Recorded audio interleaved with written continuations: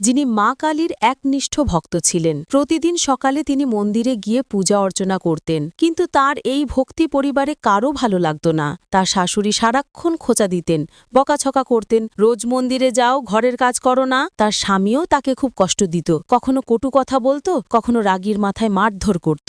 বলতো, বাচ্চার খেয়াল রাখবে কে? তোমার এই পূজা পাঠের জন্য একদিন ঘর বাড়ি সর্বনাশ হবে। কিন্তু রাধিকা ভয় পাননি। তিনি সব সহ্য করেও প্রতিদিন মা কালীর মন্দিরে যেতেন।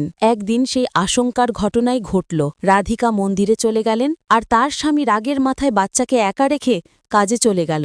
বাচ্চাটি একা একা খেলতে খেলতে গ্রামের এক পুরনো শুকনো কুয়োর পাশে চলে গেল। হঠাৎ তার পা পিছলে গেল, আর সে গভীর কুয়োর মধ্যে পড়ে গেল। ভাগ্যক্রমে তার ঠাকুমা ঘটনাটি চোখে দেখলেন। তিনি ছুটে গিয়ে প্রতিবেশীদের ডাকলেন। কিছুক্ষণের মধ্যেই চারদিক ভিড়ে ভরে গেল, কিন্তু কেউ এই কুয়োর ভিতর নামার সাহস করল না, কারণ সেই কুয়োকে গ্রামের